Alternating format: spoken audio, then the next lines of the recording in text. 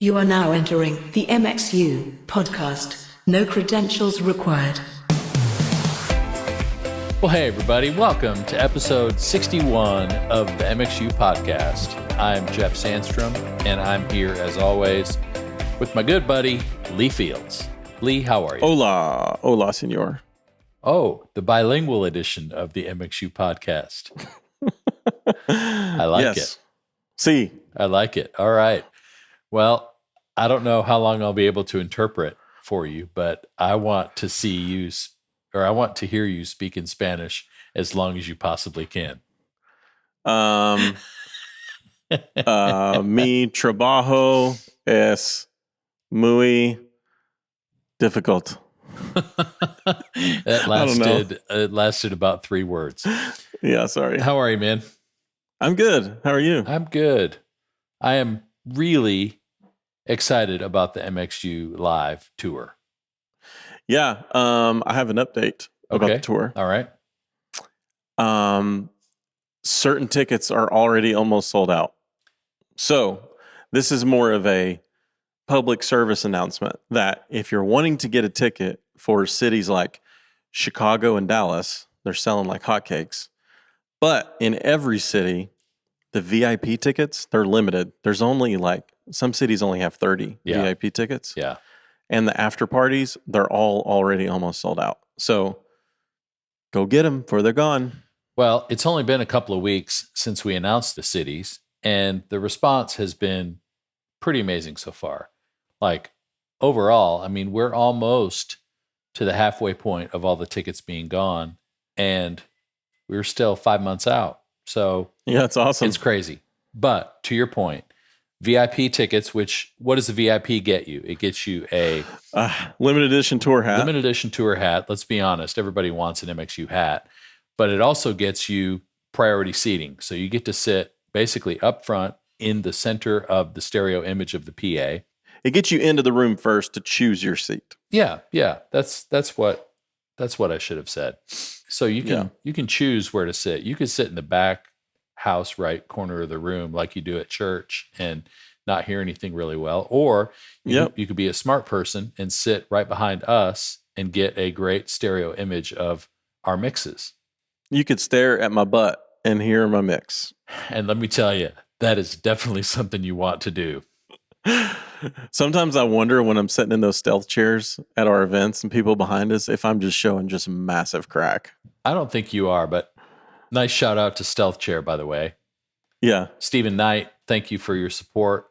If you guys don't have a Stealth Chair, I don't know what you're thinking. It's the best mixing chair there is. So it is. Yeah. So yeah, go get your VIP ticket so that you can pick your seat. And if you do get one and you're in the corner of the room talking to Steven Aruda from Mic Rentals about buckets of microphones and you miss reserving your seat, well, that's your fault. Yeah. It's your own fault. By the way, are we going to give away a Stealth Chair this year? I think we should. Okay. We're giving away a lot of stuff. You guys, I'm telling you. You are not going to want to miss these days. We're so excited. We're giving away a Behringer Wing console this year. I love it. We're giving away so many things. We got surprises in store. We've got special guests lined up. You're not. And plus, our master of ceremonies, let's be honest, is going to provide an experience that you will never forget. So get your tickets. Sign up, for crying out loud. Get your tickets. Can we talk about gear for a second? Sure. I ordered 3 capsules from Steven yesterday to try this weekend from MicRentals.com. Okay. Because I'm sick of the SEV7. There, I said it. Okay. So we talked about this before in that they sound, sometimes those V7s sound like they're just crapping out a little bit, like you're having to squeeze. Yeah. Chris had the best description. He said, Chris Raybold said, he feels like they stop. Yeah. They stop, not that they turn off, but like it stops doing what it was doing. Yeah. It's weird. It reaches a limit, like you're trying to squeeze 10 pounds of stuff into a 5-pound bag. It's just. So I'm concerned about their shelf life. Yeah. And we know, like we got 4 of them at Christmas, brand new ones, and they sounded different than each other. Really? It's not good. Okay. Well, what are you getting? 3 Neumann 105s. Nice. That's to test out. So I don't want to go back to the condenser, but we put the drums 10 feet further upstage than they were, so I want to try it again. Cool. So I'm looking forward to that. This weekend, we're going to try that. And then I woke up this morning and looked at Instagram, because that's what you do when you wake up. And Raybold had said in a Insta story, the SM58 is once again my favorite vocal mic. I can't argue with that, honestly. No, I think he said beta, but both of them. But still, I know. It's Old Faithful to me. It's like, it's reliable, it's time tested, it sounds good on almost anybody. It's a just go-to workhorse. I've always been a fan. And for the money, you can't beat it. No, I know. Like these Neumann capsules I'm trying out, they're expensive. I think they're $900. Oh my gosh. So the Beta 58 is like, what is it, $140, $150? Yeah, you could buy 6 of those for the price of one. I know. Yeah. Yeah, totally. Well, today, this episode, our guest, this is pretty special. So we've got Robert Scovill back, which you're going to hear from in just a minute. But we have a special guest with him from Avid, a Pro Tools product expert. Yes. So I think this is the final chapter in the great debate of DAWs versus consoles. And I've 80% made up my mind on what I think. And I've changed from the beginning of this when I said, I think this is freaking crazy and no one should do it, to there are scenarios where I think it's okay, but you need some contingencies and you got to be aware of some things. Yeah. So we're going to discuss those limitations today and what you need to be on the lookout for, best practices, what to do, what not to do, how to be thinking about what you need to think about when considering mixing through a DAW for live. That's right. So once this interview's over, we're going to wrap up with Jeff and I's final thoughts for eternity, write it in stone, what we think about DAWs and consoles. So stick around till after the interview to hear that.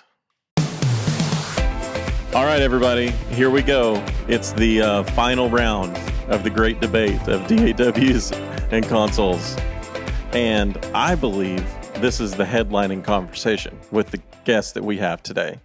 But we finally found the right context for a conversation that's actually going to be helpful, which is great. We do. And we have your favorite guest, but the word guest is up for debate, I guess. Robert Scovill is back with us for the 61st time on the 61st episode of the MxU Podcast. Look, I'm just going to say up front, this is not the last time we're going to have this conversation. If you think we're going to close this conversation down today, you are crazy. That is very true. And I think you're working your way into co-host territory of this podcast. I would think so. I'll tell you what, I'll just keep the guest title if you just cut me in on the proceeds, and we'll just call it even. You know what? Not a problem. We'll give you actually half of all the sponsorship dollars we've made up until now. I'm all about less responsibility with more pay. That's what I want in my life. So, well, 50% of nothing is nothing. So you've seen my tax return for 2020. I see. Okay, that's awesome. Okay, but also we have an expert for the other side of the conversation. Robert, you work with Tony. Why don't you introduce him for us? Yeah, I thought it would be great to bring Tony in here. He's one of our product specialists on the Pro Tools side, and he is constantly in touch with customers and helping them on their workflows for S6 tactile surfaces, in charge of Pro Tools, Atmos recording and play, post work, broadcast post work, so using a DAW as a mixing environment, truly mixing in the box. That's the man for that. So he's the guy for that. It's going to be great to have him here to kind of bounce things off of. It's going to be great. Happy to be here. Tony Joy is his name, for those of you who didn't catch it. And we're just thrilled that both of you are with us today. So this whole conversation started with this sort of fundamental question. A lot of our listeners and a lot of our audience are from churches. And there's this sort of two-sided coin. One is creating a great front of house mix through a PA for a live audience. But then also, particularly during COVID and other circumstances that we've all had to deal with, creating a good broadcast mix for online and for audiences that aren't live in the room. And so, gosh, I don't even remember how long ago it was, Lee, that somebody made the point that their opinion that they stated as fact was that the only way to get a good broadcast mix was to mix it live through a DAW, like Pro Tools, in a controlled studio environment. Well, we have a lot of friends who have a really good broadcast mix that's just a feed from their front of house desk. And so it started this debate about, DAW versus console, but also the argument about statements that have those absolutes, like the only way to do this is to always do this or never do this. And that's where it gets dangerous. So, I think the big question for today is, can you do things certain ways versus should you do things certain ways? And if we frame the conversation around that, we can talk about the pluses and minuses of both, because there are advantages to thinking about how we process our mixes in different ways. So this is going to be a great conversation, and we're thrilled that both of you guys are here. So cool. Sounds juicy. Okay, so to kick us off, since we've got both of you here, let's agree on some simple terms, right? So when we say DAW, we're digital audio workstation, that could also mean my Yamaha PM10 or my S6L, right? It's a computer and it's processing audio just like my MacBook Pro is. So just break it down like bare bones for us, what we're talking about, the differences in DAW and consoles and those architectures. Who wants to go first? Should we flip a coin, Tony? I'll take the Pro Tools side first. At least as a user who has worked with Pro Tools for almost 20 years now, the way I approach DAWs is that something more like a tape machine where I can edit, right? The editing functionality is what makes a DAW for me, right? Micro edits, I can drag and move a WAV file and align the phase, right? Make trims, make complex edits if I'm doing sound design or if I'm writing music, to be able to use MIDI data, virtual instruments. All that stuff in a music perspective is what makes a digital audio workstation for me. When I personally think about it as a console, again, this is more a personal opinion because I'm more from the DAW side. Robert can talk about the live aspect of it. For me, a console is mostly more than often real-time mixing the fades that's coming in. I am not editing what is coming in. I'm not pitch correcting. Well, now we can. Technology is moving faster, but at least in a traditional sense, I am actually blending, mixing. I am creating art real time as it is being made. That's the way I would put it. You want me to go now? Yeah. That's awesome, Tony. Yeah, I like that. And I tend to agree with you there. I think from my perspective, the dividing line for me, where I can say something like, okay, there is a live sound console and then there's a DAW. Where those two worlds don't intersect for me is the computer itself. In the DAW world, I can't think of another DAW world where this isn't the case. The computer processing that's being used there is a consumer product. It's not designed to do that. We are using a consumer product to create a DAW, right? In the live sound world, PM10, Digico, Avid, all of it, those are purpose-built computers for that function, right? They are not consumer products. That's why you don't see a live sound console running Mac OS. That's why my PM10 won't give me a Facebook notification that someone is trolling my post. It's coming. That part's coming.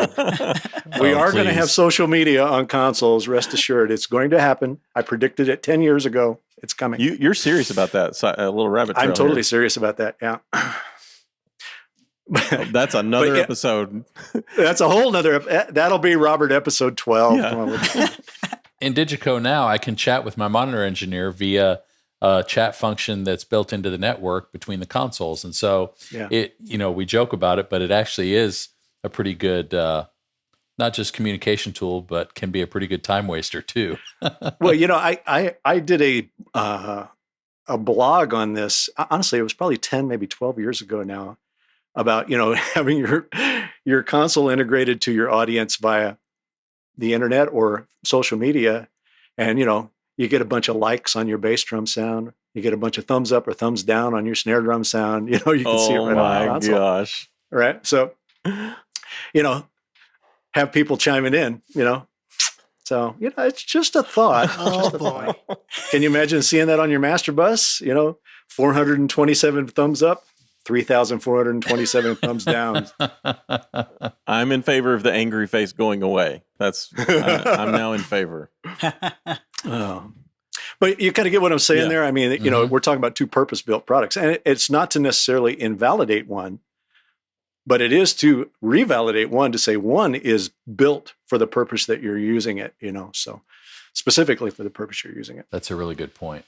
Yeah. Okay. So, unlike most of our interviews, we're usually just having a conversation, but because we wanted to cover so much, like we've actually got prepared a bit of notes that we want to cover to give both sides a fair shot here. But I'm just looking down the list here. I was going to say, Lee, maybe a way to think about this, because we're going to have to narrow this down a little bit, or this conversation is going to go 3 or 4 hours. Yep. Let's be kind of specific, if we can, about the workflow that is being talked about with a DAW. I mean, are they talking about mixing front of house monitors, front of house and monitors, broadcasts? It's a little bit of both. So it came up because it's been a broadcast. That's where it came from. The debate arose there. But then you start to ask the question, well, would you use a DAW at front of house? Like, I said it in jest to go like, well, of course you wouldn't use it at front of house. Why would you use it at broadcast mixing for 10x the amount of people? But the replies were astonishing to me. It was about 25% of the people, I put a poll out, said, yeah, I'd mix front of house at a live event with my MacBook Pro and Pro Tools. And I was like stunned. But, see, we got to tunnel down on that statement right there. It's like, okay, MacBook Pro and Pro Tools. Well, what's your I/O? Right. I mean, we're not talking about post here, where it's already captured and you're going to mix it down to a 2-bus. We're talking about having 96 inputs live into your MacBook Pro now. Right. Right. I mean, just from a sheer cost alone, it's like, well, now you're on par with a digital console. Yeah, now, totally. Right. I think, it's the sentiment of Pro Tools is reliable enough for me to send 2, 3, stretch it to 4 dozen channels through it and me not be worried about stability. I think that's what they're saying. Yeah. And, I mean, go ahead, Tony. Oh, no, I was about to say, so yeah, as Robert said, I/O is one aspect of adding to Pro Tools. And as someone who has, I built a few post-production facilities in my previous life, so to speak. One of the things that people don't take into consideration is clocking, right? When you build that many I/Os, you need to make sure everything's clocked right. And 2, again, don't get me wrong, these are amazing devices that we build, but they're not designed for the road. right. So if it's an installation, yes, then maybe they can wing it. But even then, there are things like fan noise, thermal considerations. You expect these devices to live in a pretty much, not a deep freezer, but you get the idea, highly controlled environment. Whereas, as Robert said earlier, a live console is designed with all these specs in mind, extreme humidity, thermal considerations, even electrical swings, right? So yes, can you take a sports car to an icy mountain? Yes, you can. Should you? A different question. That's interesting. I keep coming back to, and I know it just from working around in my crazy office here, let's take that MacBook Pro thing as the example. I don't care whether it's 8 inputs or 96 inputs. It's the entire show resting on a Thunderbolt cable. Exactly. Right? Yes. I mean, there's something about me, just as an old audio guy now, that I look at that and the hair on my neck stands up. The hair on How many everywhere on times- my body stands up. I mean, how many times have you accidentally unplugged that thing. And it's not like, oh, I unplugged it. Let me plug it back in. Start over. Right. Right. So it's just not nimble in those regards. Now, if you're brave enough, you're young enough, say, I don't care, man, let's go. More power to you. But, as a responsible, oh gosh, I'm going to sound really old and gray haired here. As a responsible audio engineer, I cannot put the event at that kind of risk sitting on that connector. I just can't do it. I'm with you. No matter how much better I can make it sound in a DAW, when there's no noise coming out of the PA, it does not sound better. Yeah, I'm totally with you. Yeah. And the power thing, Tony, you mentioned, I didn't realize this. The console is made for changes in electrical current. Like it's set up for that. Yes. That's interesting. Can you talk about that? Like what that is? Well, I'll give you S6 as an example, right? All the components of S6 have N+1 power supply redundancy, right? So you could set up primary power into one power supply, PSU power into the second power supply. And if one goes down during the event, pull the third one out and put it in another place, So, there's all kinds of redundancy built into these systems that are just simply not going to be built in. I mean, you kind of have to force yourself to build those in to a DAW environment that's even going to go into broadcast. Like that becomes part of the integrator's job. If we're going to have S6 and a bunch of IO mixing for CBS, well, what's the redundancy scheme? Right. And we've seen, I think maybe it was you, Robert, that mentioned this. There are guys mixing the Grammys on in Pro Tools live to national television. So what types of redundancies are they using in those scenarios, Tony? Okay, so that's the two reasoning for this conversation, right? So yes, there are people mixing on Pro Tools. So Grammys and Oscars are two main events that I believe are using Pro Tools. Again, I cannot speak to them personally because I haven't mixed them personally yet, at least.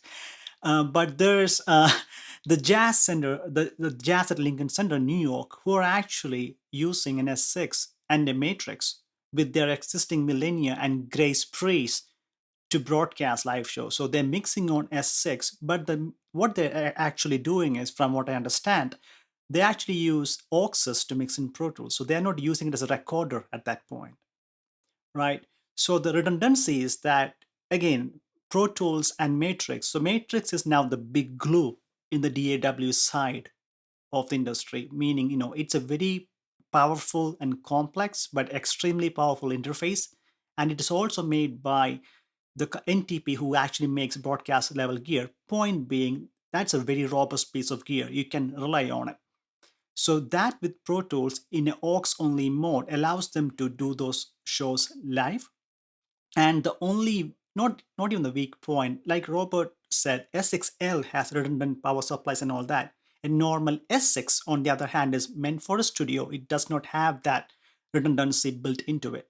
So that would be the weakest element. But in the worst case scenario of S6 crashes, then the engineer can still use a mouse and keyboard to keep the mix going until it powers back up.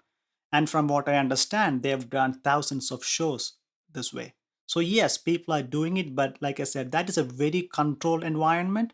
And it's also a very predictable environment. They know exactly how it's going to go every single time. Yeah. And if Pro Tools crashes in their scenario, is there a backup computer also in input mode or aux mode passing audio somewhere? Not that I know about. Okay. No. And it has not crashed yet. So I think they do. I'm going to speak a little bit of my pay grade here because I don't know this for sure. I should check in with the guys that do the Grammys now because I haven't been in that world for a little while now. But at one point, they had two complete systems online, and they would use one system to prep an upcoming event or an upcoming band and mix live on the other one, right? And this was also a failover. If this failed, then they could always go to that backup system and carry on mixing if they had to do it, right? I believe that's the way it was done. Now, since then, I'm not sure what they're mixing the Grammys on these days. I should check in. It would be worth seeing it. I would think even in that scenario, Pat Baltzel at front of house is sending a pair to the truck. If the whole thing went down, they could pull his front of house lines in, analog even. Yeah, guarantee it, because dead air is the death, right? Right. Dead air is death. So you got to have audio from somewhere. Bad sounding, mediocre sounding audio is better than dead air. Right. And that was something we had said to some churches was like, hey, if you want to mix to broadcast to thousands of people off your MacBook Pro and it's less than 32 channels or whatever their simple setup was, at least have an analog pair from front of house somewhere hitting your video embedders. Yeah, I would have it at video. They're going to take your audio, your broadcast audio, and put it with the stream anyway. Why not just give them front of house mix and let them put that with the stream, the live stream, if they need to do it, right? Yeah. Yeah. I mean, I just did this in Pennsylvania at Penn State here a couple of weeks ago. We did this very thing, So. Awesome. Okay, so what about latency and ADC, automatic delay compensation? You really want to go there? I want to go there. We're going in. We're going in deep.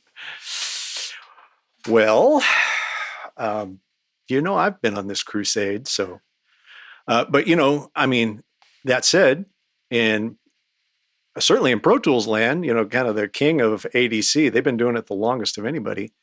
It's very capable of handling that. Honestly, to some degree, a little more capable than the live sound consoles, even S6L now that has ADC. In that DAW environment, it's comprehensive, right? I mean, it can handle just about anything you throw at it. But that said, the thing you always have to remember there, right, is that that's a shifting throughput now. Right. As you start adding more plugins, as you add longer and longer plugins, the actual throughput changes now. So you could be messing with sync, all kinds of things that go on there, right? So you got to be aware of it, man. I mean, it is that hidden devil that you've got to know about. Boy, it can really trip you up. Well, especially if you're trying to synchronize to picture in real time. That's my point. Yeah, you've got an online audience that's watching the video feed of the band, and all of a sudden, you focus on the snare drum, and the timing of that hit changes over time based on what the engineer is doing and how the master bus is being processed and individual channels are being processed and all those kind of things. So come on, we've all seen that mix. How come I hear the kick drum every time he hits the snare drum? What's going on there? I can't figure this out. That comes even more into play if one person is doing both the front of house and the in-ear mixes for the artist, because they will get so much latency, it won't be funny. Yeah. Yeah, well, that's where I was going to go next is like, okay, well, in its best case, we can do that in broadcast. Once you start to put this at front of house and monitors, now you've got a whole different world, because keep in mind, remember, part of the reason that we can keep latency so low in digital consoles, right, is that everything is done in DSP. Mm-hmm. That was part of the secret of Pro Tools for so many years, and really still is its strength to some degree, is that you can use it for tracking. And that's because the process is happening in DSP. But now that we've moved to native processing, right, that concept of latency is back in play, where you're listening and hearing it, that will not work for live sound. You've got to get down to very low. I mean, the lowest latency possible is what you want in live sound, let alone if you're at a front of house position and you're instantiating lots of plugins and your throughput's changing. You're changing your system alignment potentially now. Right. Mm-hmm. Right. And a 0.1 millisecond change can change a whole lot when you're talking about impulse response, time alignment, and things like that. It's massive. You bet. You might not see a half a frame in video, but that 15 milliseconds and that half a frame in your PA is enormous. You might end up with the music coming off the stage before the PA. Right. Okay. Another issue, and I know some DAWs are doing this now, and you can do this in input mode or in throughput, but runtime automation, scenes, are we close to that actually being a possibility for people wanting to use DAWs live? I'm going to jump on this one first, Tony, but I definitely want you to chime in on this as well. This really kind of goes back to the very first part of the conversation where I was kind of saying, what is the workflow we're trying to do, right? Because there is actually a great case to be made that if you're going to have runtime automation happening anywhere, it's in the broadcast setup. Right. Mm-hmm. Right, where you might be, where you might do a live event, right, live to air, but you're going to rebroadcast. So you want to come back in and maybe do some edits. You were late on that vocal mic, whatever. Well, if you're in snapshot automation, you have two choices, right? You're going to have to go in and redo the whole show, Or you're going to go back to like we used to do in the studio, and you're going to print a 2-track of your mix and then go in and punch in with the repair. You're going to go recall the snapshot at the event for the song where you messed up. Yep. Hopefully it's going to go back to where it was where you were. You're going to run up to that point and punch in on the 2-track and fix the vocal, right? So you can do that without runtime, but it's much better if you do that in runtime. Now you're just going in and fixing it.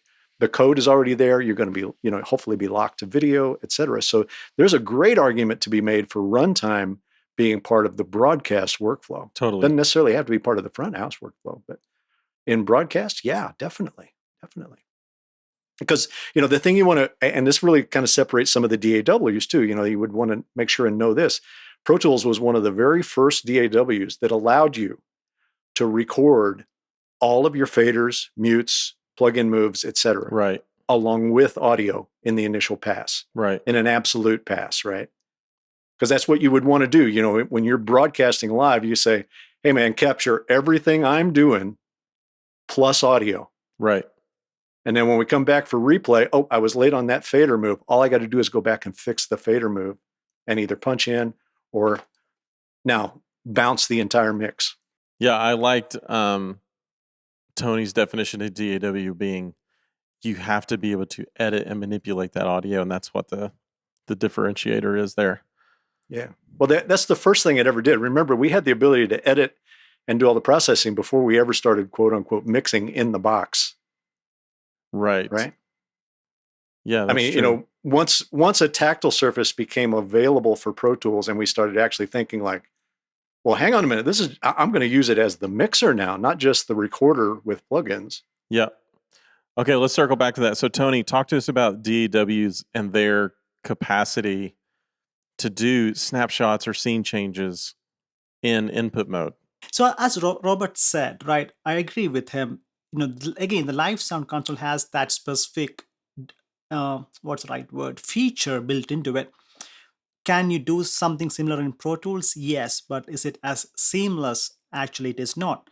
Having said that, I believe it is the Today's Show on NBC where they would actually use the same workflow where they would capture all the automation during something that is similar to a virtual sound check, but they're not capturing any audio. And for the show, they would again go input monitoring and then have that run. But is it as seamless as the SXL? It is not. So that's where it is. And again, as for the future, I don't know what holds for all of us. Yeah, I mean, it's a nuanced difference here, but it's an important difference in that concept of snapshot versus runtime. Because I'll give you the Grammys as the example, where it's not one show, one act you're mixing, it's multiple acts, right? So in that situation, you almost eliminate the concept of, okay, there might be some changes that I make at the top of the show that I need to ripple through the rest of the show. Almost doesn't apply there because you're going to go from act to act to act to act. There's nothing common to them anyway, right? You follow me there? Yeah. So in that situation, you can kind of get away with runtime. You can say, okay, I'm going to record my settings. I'm going to put the DAW in record to record all my positional data on all my controls and do my song. Maybe if I do it, record it in runtime, doesn't matter at that point. I'm going to mix it live. Get to the next act, put SMPTE into record, or put the DAW into record again, record all my new settings for the next act, right? Have it recall it, mix the event. You following me there? Mm-hmm. Snapshot is not that way at all, really, even though it's similar, right? Snapshot is where it really makes its bones is when we're doing a long event with one act, right? Because we have the ability to propagate. We have the ability to update all kinds of things, right? We could say, oh my gosh, that mic has changed. Okay, let me make that change to the preamp. Now I'm going to ripple that into all of my snapshots going forward for the same act, right? That's very difficult to do in runtime automation, Yep. And that's what you just described. That's what some manufacturers, Avid, calls propagating. Yeah, propagating or updating. Yeah, it's propagate just means to ripple it through a number of places, number of destinations, right? Yep. Got it. We don't call it propagate anymore, by the way. We call it update now. Oh, good. I remember propagate on the D show. Hey, I'll have you know, do you know how many shout outs I've given the profile surface in the last few months? Have you counted them? It's been a It's lot. been about as many times as you've been on this podcast. Oh my! It can't be that many. Come on. It kind of has. Lee and I were having a conversation about it, and we're just reminiscing about how much we both love that control surface. It's just the ergonomics and the layout and the just, I don't know. It was such a great experience. So, okay, let's keep running down the list here. Situational I/O. This applies to both broadcast, to PAs, to everything.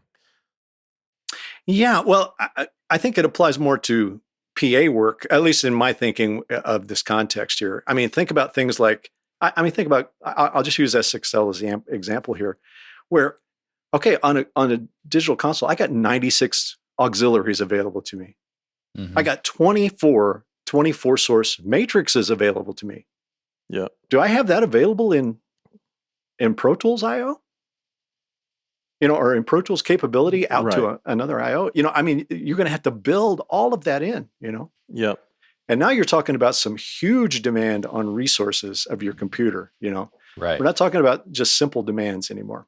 So that's kind of what I'm getting at. I mean, we think about how often you use matrices to drive a PA system. Right, of course. Right. Yep. I mean, we could do some, Tony mentioned, and maybe we should contextualize this. When he was talking earlier about Matrix, that's actually a product. That's an Avid product. If you guys don't know this, it's called MTRX, right? Which is this big matrixing unit that you can attach to Pro Tools now. Super powerful box. So, in that regard, yeah, you could do things like that there, but it's still, I mean, you got to have the physical inputs and outputs to be able to support it, right? Yep. Okay, we've been talking a lot about differences. Let's talk about the ways that DAWs and consoles are actually similar. Because somewhere along this journey, a month or two back, I thought, it's actually that live consoles are becoming more like DAWs in some way, but DAWs are actually becoming more like live consoles in some ways too. It feels like there's an intersection happening, other than, like you stated, great, Robert, the platform that's built on one is for consumers and the other one it isn't. But all the other features feels like they're headed for a head-on collision in some ways. Yeah. Well, and just to be clear, S6 in charge of Pro Tools on a Mac computer is a professional product, without question. It was designed for pro use. But the core of that, meaning the Macintosh itself, that's the consumer product. Right. In S6, we have the RTX engine, right? That is our mixing engine. That is not a consumer product. That is specifically built to do the job with that control surface and I/O. Right, but relying on a Mac Pro to drive what parts of the DAW, I guess. That's actually another question. It's the mix engine. Okay. Right? All of the processing, all the internal processing is taking place in a Mac for Pro Tools. Yep. Okay. Yeah, and that's not the only thing that Mac is doing when it comes to S6L. That engine is doing just that. Right, so there's a big difference there. And to answer Lee's question, if I may, yes, there's been lots of changes happening in both directions, as you said. And I would say that comes from an artist-driven drive. For examples, a singer-songwriter who records tracks, mixes in Pro Tools, want to get the same sound when they perform on stage. And this has been a long time in the making. And at companies like, we at Avid specifically have had DSP plugins, so if you have the same, more or less the same amount of plugins for DSP AAX in Pro Tools that can be used in S6L too. So this has been happening over the years, and Robert can speak more to this. But the fact remains, all of these solutions, these are technological tools, but at the end of the day, it's about how do I make music or spoken word or any other audio performance sound the best. Well, that was what was so groundbreaking about D-Show to begin with, to me, was that I could use the same plugins that I used in the studio for live. And so that, to me, is where that sort of intersection started. It was, oh my gosh, I've got access to all these tools that I love from mixing in the studio that now I can apply to my live band on stage. It's a game changer. Yeah. We definitely made the attempt to really unify that workflow.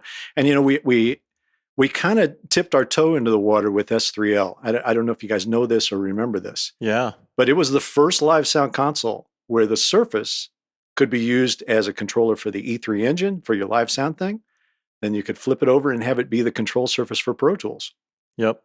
Right? I mean, it was the first time we ever did that sort of thing. So in that situation, you had the best of both worlds. You could use E3 for your live event, snapshot automation, perfectly suited for that. Okay, we're going to post now. Let's get into Pro Tools. We'll mix it in post now, and I'll use the same surface. Yeah, that's awesome. Yeah.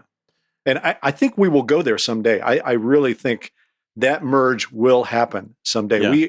We looked into it with S6L and backed off for some capacity reasons within the mix surface and control of Pro Tools. There was some places where it was like, I don't really want to sacrifice what we're doing in the live sound just to get that yet. We're not quite there yet. But I think there's a great argument, a really legitimate argument to be able to say, well, I should be able to choose on my live sound console whether I'm in charge of the mix engine, whether I'm using runtime with the mix engine or snapshot with the mix engine.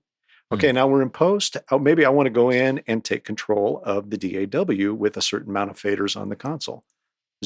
I can see tons of options where you would want to do that. Think about this example. I'll give you this example where you could do some sort of hybrid in a live sound console. And you tell me whether you wouldn't like to do this. How many times have you guys had Pro Tools playback on stage? Maybe it's playing back multi-track. Maybe it's playing back stems to your console. Everybody's hand up? Yeah. Mm-hmm. Yeah. Oh, yeah. Yep. Why not on your console have a set of faders that are actually in charge of the Pro Tools mix engine that is on stage? That'd be amazing. Right? So you don't have to say to the guy, hey, go in and adjust this blend. Oh my gosh. Well, why can't I just do that on the console? Yes, please. Right? Yeah. These faders over here, those are my mix engine faders. These faders over here, those are actually Pro Tools faders in that device that is sitting on stage. And if that control protocol was open, you could do that if it was Ableton or anything else potentially. Well, you could kind of do that now if you could technically do this changeover with Yukon, et cetera. You could do it there. Yeah.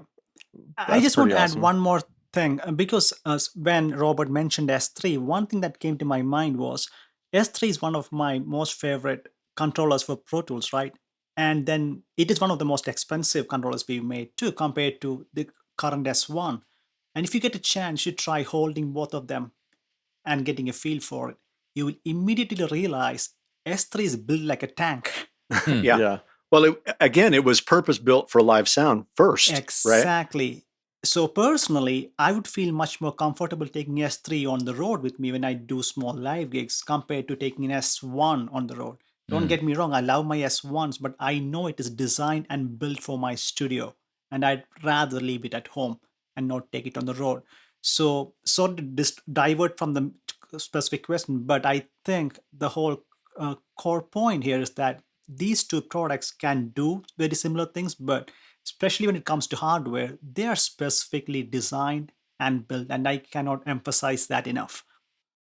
Yeah, Lee, think about what you were just kind of clamoring for there, thinking, oh, that'd be great.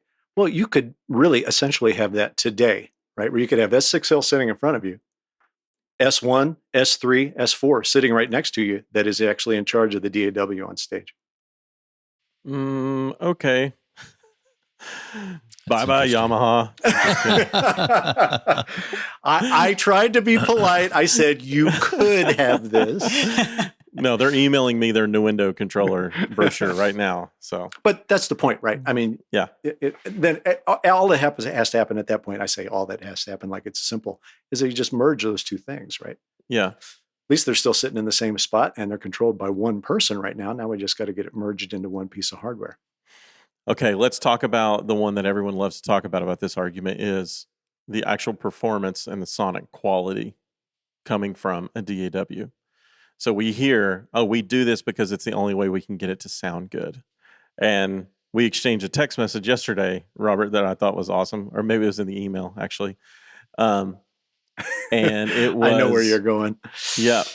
And I said, we need to at least ask this question, even though it's going to open up a can of worms for us.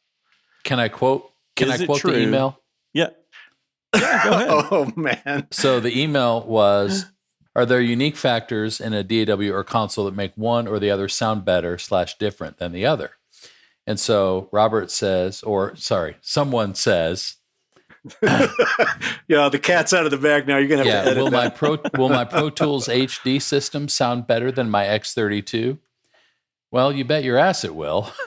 It will also cost, conservatively, about 5 times as much to accumulate the same amount of I/O and surface control. So that's kind of the fundamental debate is, yeah, it'll sound better, but how practical is it, and at what cost, and on and on and on. I mean, there's, to Tony's point about touring, you're not going to tour with I/O that is, esoteric, fragile, vintage I/O designed to sit in a studio.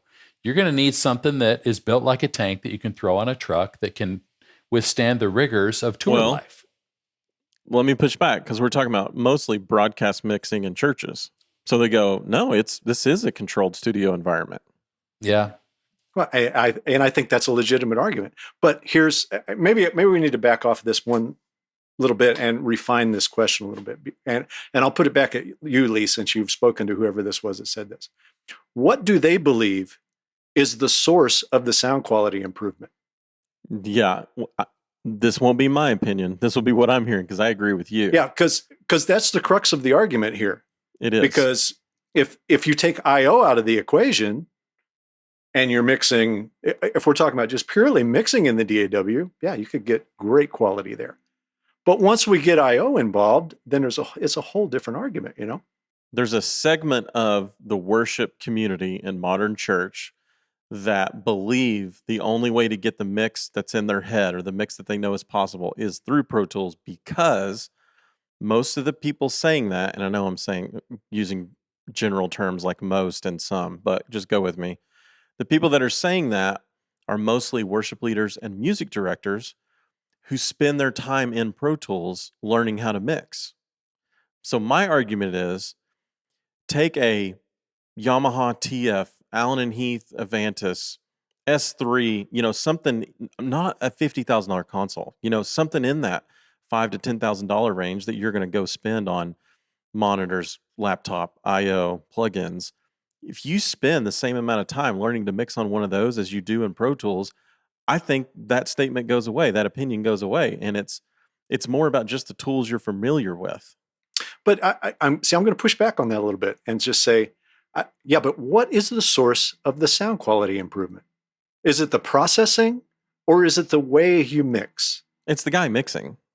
Yeah, but okay, it's the guy mixing. So you're just saying he reacts to EQ different on the DAW than he does in front of another console?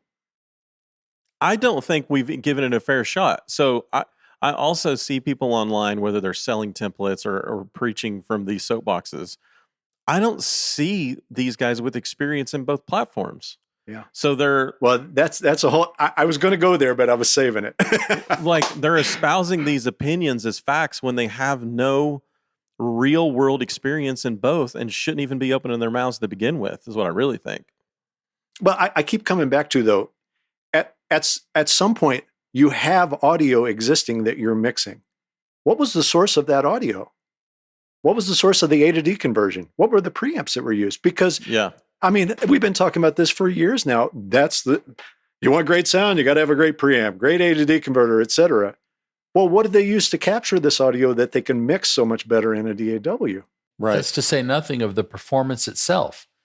What is the source from the stage that's getting to the preamp or the microphone in the first place? It's like these guys assume so many things about the quality of a DAW in terms of its sort of output.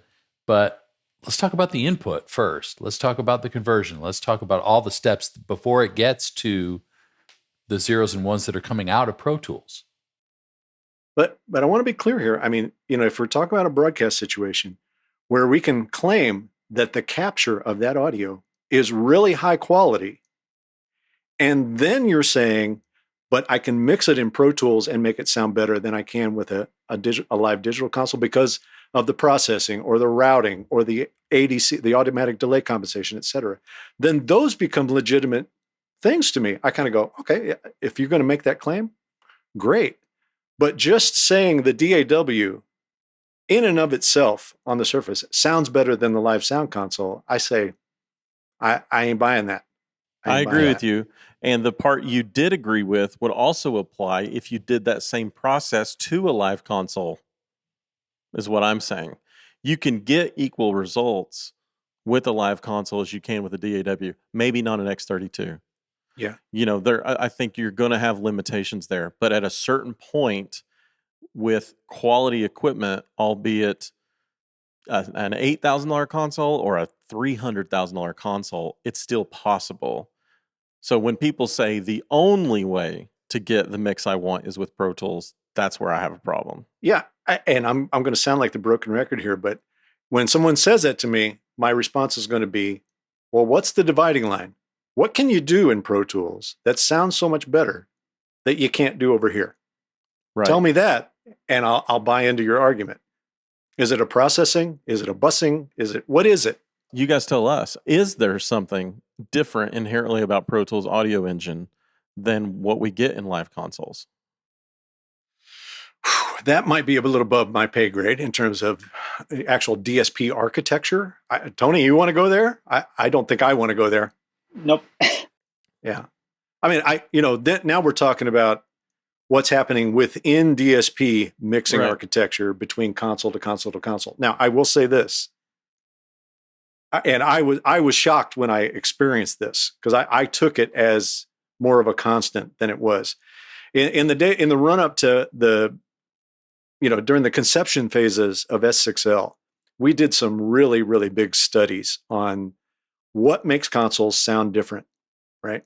And the first place we started was at the preamp and the converter. We did this really kind of heavyweight shootouts, very laboratory controlled shootouts. And then we were the plan was to take all of that audio that we recorded and evaluated, et cetera, and then examine mix buses and the mix architecture afterwards. And we didn't get to complete it, unfortunately.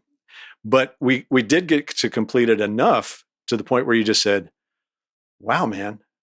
I mean, the long or the short end of the story is we were shocked at how close all of the consoles sounded in terms of preamp and converter. I mean, you really had to bear down to hear the differences. And this was in a very high resolution studio listening environment, et cetera. I mean, if there was big differences, you were going to hear it.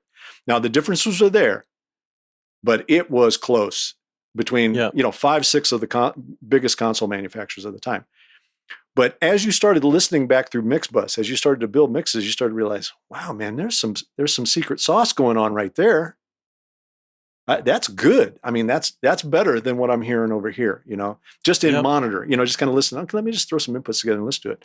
And you go, So I guess a long way of saying there's significant differences in the way people build mix architecture in their mix engines. Yeah. Now, the cool part about it, I think, for Pro Tools is, man, I mean, that piece of hardware and that DSP, it's being used by the golden ears of the world, folks. I mean, it's used everywhere. Yeah, that's true. Right. Film, recording, etc. And if it was not making the grade, it wouldn't be working. Right. It wouldn't be working. So is there some validity to say, yeah, the mixing architecture in Pro Tools HDX sounds great? You bet there is. There's a lot of evidence of that. Totally. Okay. There was one question you guys had on our notes that maybe we can wrap with this for now. What happens with a crash in both a DAW and a live console? What's actually happening? Tony, you want to go first? Yeah. So the first one is what Robert spoke to about earlier, right? So the CPU in the S6L is design built and has a redundancy aspect to it. When you look at the Pro Tools side, your weakest link usually would be the S6, but even then you'll have Pro Tools running and you'll have input and you'll be able to mix using a mouse. But in the worst case scenario, if your Mac crashes, then you're looking at 2 to 3 minutes until it boots back up and you have everything back up. So that is dead air and you don't want that. So it is not good if it happens. This is not to say Pro Tools is not stable. It is one of the most stable DAWs on the planet. And just as Robert mentioned a moment ago, that's the reason why we have it used in all the big stages and big studios in the world. But once again, is it built for real-time live broadcast? No. I mean, that's it. It's being used in that format in a lot of places. It is. You know, And a lot of churches. The whole redundancy thing. I remember in the late 90s, late 90s, we'll call it that, where people were starting to use Pro Tools playback on stage, right?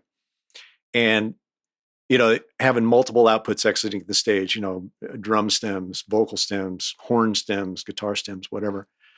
So, those components became a pretty significant piece of the show that you were watching. So they can't go away, right? How do we do that redundantly? How do we have Pro Tools systems run redundantly? And I remember, I think Clair Brothers was the first guys that I saw do this, where they were synchronizing 2 complete Pro Tools systems running, and literally had a turnkey where you could choose the audio between this one and this one. They built a big actual analog audio switcher, complete with relays, et cetera, where you could pick one or the other, right? So that was a version of redundancy there. Pretty expensive, right? 2 complete systems plus the switch network to be able to address that. I think it's actually one of the proudest things I can hang on my shoulders when we were designing Venue and conceiving it in the early days of that, because it's one of the things that I think we did better than anybody else going at the time. It was this idea, because in the early days of digital live consoles, everybody was skittish about crash. Everybody was just like, "Ooh, I don't know, man." Right. But we made a concerted effort to come up with this concept of something being "quote unquote" crash proof, and honestly, it sold more consoles for us, I think, than any other feature that we had in those early days of Venue. And it was this. I used to say this at presentations all the time, saying, "Look, I am not here to tell you that our console is never going to crash. I just will not say it." And I even used the catchphrase at the time, which was pretty powerful, saying, "Look, space shuttles blow up.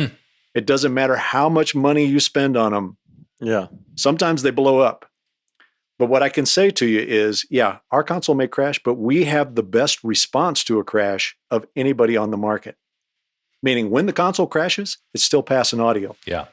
Yeah. You don't lose, you can retain some basic control and continue to mix the event while the mix engine is rebooting." Which is basically not crashing. No one would know there's a crash unless they're looking over your shoulder and see the blue screen, right? Yeah. So, there are ways to do it. And again, that kind of, dovetails back to that concept I'm talking about of having something that is purpose-built for the environment and the workflow it's going to be working in, right? That's a perfect example of it. And we have that with S6L today, where the Surface can shut down and reboot. It's still going to pass audio. Yep. Yeah, actually, that happened to me. I'll preface this by saying I was I was mixing a big conference for a church in Miami 2 summers ago, and the rental house, these consoles had just been through the summer festival circuit, and They were tired and not They cleaned. were tired. And they'd been outdoor for basically 3 months, and no one had ever cleaned these things, and they were not taken care of. No console would have survived this, right? I mean, the faders are just caked full of dirt. There's dirt inside. I mean, it was terrible. Well, when I saw that, I told the production manager, "We're going to be here for a week. I need another console here in case something happens to this one. I just don't feel good about it." Yeah. So he gets me another console, and it's parked and running simultaneously. I've got them in like mirrored mode, and a bank of 8 faders stopped working. The arena's full of people, and that's where the first 8 faders on any custom layer, those are important. Those are important faders. Yeah. So, well, it's never going to be the insignificant faders that fail. I mean, come on, that's right. not how this works. And here's how you know that this company doesn't take care of their gear. The tech working for them knew that he could hot swap that bank of 8 faders and me not even worry about it. So he had rehearsed this flow. Oh, yes. yeah. So in the middle of the show, he, pops off 8 screws or whatever it is, swaps out those faders, and we just keep on trucking like nothing had ever happened. Right. Crazy. I remember doing a demo for, not to go down this rabbit hole too far, but I remember doing a demo for a big, I guess I can say who, no, I won't say who it was, big Hollywood company, okay? Think of the biggest Hollywood companies out there, doing television shows, et cetera, that were thinking about using S6L. And we're doing the demo, and the guy is kind of simulating mixing live for the event, and one of the, we call them lovingly chiclets on the console, one of the little color buttons on the console, he noticed that in the middle of the console, those 8 faders, one of the chiclets was broken, Yeah. And he goes, do you think, hey, can we fix that? I said, yeah. I walked over and grabbed a screwdriver, took the module out, unplugged it while he was working. Yep. Fixed the switch, put the module back in, screwed it back in, readdressed, and he went back to work. And there, I mean, these are older guys. They've been doing audio for a long time. And there was just this beautiful moment of, what just happened here? Yeah. Wait a minute. What did we just see here? I mean, they just didn't shut down the console, didn't do anything, just pulled the module out, fix it, put it back in. I mean, it was just they had to just completely rejigger their thinking about what would be possible for running audio on a television show now that's live to air, It was an awesome crazy. moment. It was That's just great. an awesome moment. That's awesome. Okay, so to wrap this up, I'd love a 1-minute conclusion from each of you on the topic. Should I and can you use a DAW to mix my live event? I'm not going first. No freaking way. No freaking way. Okay, I'll go first. So let's start with, can you mix your live event on a DAW? Yes, absolutely you can. You can, without a doubt. I mean, the capabilities of it compared to today's digital consoles are so similar. You can do it, especially if you whether you can mix with a mouse or you need a tactile surface, whatever works for you, whatever floats your boat. The question becomes then, should I? And that becomes a very different question. Then it's situational. What kind of I/O demands do I have? What kind of redundancy is needed in place for the event? Is this an on-air event? And, for just for the definition of it, I consider church service on Sunday morning, regardless of whether it's being broadcast, as an on-air event. You can't have a technical disruption and shut the event down. Right. So it's got to work. It's got to work. Right. And we all know sometimes it doesn't, but that's the bar that you're going to set. It's got to work. Yep. Got to be dependable. Right. So can you? Absolutely. Absolutely you can. Should you? My answer is situational. Totally situational. Tony? Yeah, so I had to basically echo Robert. I agree. Can you mix it? Yes. And we already discussed, a few use cases, some of them even very big use cases where big shows are mixed in Pro Tools, but then it becomes subjective and situational, right? Why do you need to do that? Or do you need to do that? What are the cons? What are the pros? So you need to evaluate what you're trying to achieve and then choose the right tool for that specific project. And at the end of the day, like I said, it depends on if you want to really, if it's a touring or if it's an installation. And then once again, what the pros are, what the cons are, it is purely situational. I mean, I would hate to be the guy who made the ploy and said, we have to mix in a DAW. It's the only way I can get the sound that I want. Have the show fail technically, and then have to answer the question, well, wait a minute. Why are we using a DAW to mix the audio when there are products out there designed to do this? I mean, your answer better not be, well, there's this one plugin that we use, and that is the key to my sound.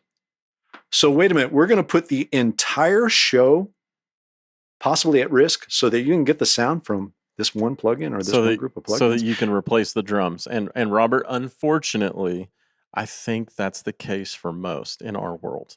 You think it's drum replacement? It is. It's a huge part of it. Yeah. That doesn't shock me. I mean, my skin crawls when I hear it because it takes me right back to the 80s where I did so much drum replacement on recordings. All of my gray hair came from that decade. Yeah. I mean, I don't want to go there. I don't want to drum replace. I just don't want to do it. I'll spend 10 hours to every one to get the drums to sound right, the microphone right, et cetera, to use the actual drummer as opposed to doing drum replacement. Amen. Oof, my skin crawls. Well, I think you guys are right. This is not the last iteration of this conversation. It's not over. Well, I thought we'd be able to just end it right there. No, it's just starting. I don't hear any fat lady singing yet, and there's a deep well of stuff and opinions and facts to mine. So we're looking forward to the next time we get to do this, because I think you guys, well, maybe we're not really looking forward to it that much, but it's an important conversation. And I hope that we've at least scratched the surface on just some good things to think about when you're trying to decide what to do. If you can just kind of shred the absolutism about it, then Right. You've won the day. Yeah, here, absolutely. There shouldn't be any absolutes. I mean, this is pro audio. I'm sorry. There are just not a whole lot of absolutes there. It is, as I've said for many, many years, it is just the management of trade-offs to get to the best option, Well, those guys are pretty smart. Slightly. But I am convinced that the debate is not over. But I think it's important for us to sort of keep it practical too. It's like, for the overwhelming majority of churches, this is not what they need to be worried about. Yes, that's true. Don't you agree? I do. Maybe. But that last thing Robert said about I would hate to be the guy who went, we have to have this so that it can sound a certain way, and then something go wrong. And to go, why didn't we use the platform that it was created to do so that you could replace the drums and tune the vocal? Ugh. Yeah. I don't like it. Yeah. I'm not a fan. I mean, I'm not a fan of drum replacement live in real time anyway. It's like, get your kit sounding better, get better mics, get, whatever it needs to do to get a better performance. Yeah. I'm old, so we were just with a influential church, and I overheard a conversation about them not wanting their weekend to feel so polished and so perfect that it didn't come across as a live raw performance. Yeah. Like 24p for them was like, it looks too good. Let's go to 30. It doesn't feel live. So I think there's something to be said for audio too. Like, do you not think Saturday Night Live would go like leaps and bounds to make everything perfect? When Coldplay came in, like, it sounds live for a reason. So I'm not saying that to make an excuse why things if they don't sound perfect, that there's a reason, but like, there's something to it about it feeling a little raw. And drum replacement is a really quick way for it to sound fake. Yeah. Well, and I think there's a difference between striving for excellence and striving for perfection. I mean, I think, we're called to be as good as we can be and to execute things well and to do everything with our best effort and not compromise and all those things. But man, as soon as we start chasing perfection, it gets really dangerous because there is no there, right? Yeah. It's you're going to be chasing your tail for a long time, especially if you work with volunteers and inexperienced people. And what happens when the tools change? What happens when you have more I/O needs? What happens, any number of things can impact these choices. Okay, so let's hear your 30-second conclusion. Consoles or DAWs? You're talking to a small church considering it. You got one last sentence to tell them. Can you do it? Yes. Should you do it? No. I mean, that's the biggest thing for me. In terms of resources and stewardship, I think maximizing the resources that you have to pour into your live in the room console environment and getting your band better trained and getting your operator better skilled is going to go a much longer way than pouring all this money into a DAW. Yep. I agree with that. And I would say it's not worth risking someone not being able to experience your service because something crashed even once a year. It's not worth it. There you go. I won't even have the sonic debate. We'll just leave it at reliability. There you go. Good deal. All right. Well, this was fun, as always. They're always fun. Thank you guys for sticking with us. And we got to do this again. Next week, we'll do it again. Again, reminder to everybody, get your tickets especially for the VIP seating and the after parties. Those are going fast. So if you're planning on coming to the MxU Live tour, you're going to want to get those tickets before they're gone. So go to mxu.rocks and you can find all the information about all the ticket types. And we can't wait to see you in person later this year. Hasta la vista. We begin and end in Spanish. I love it.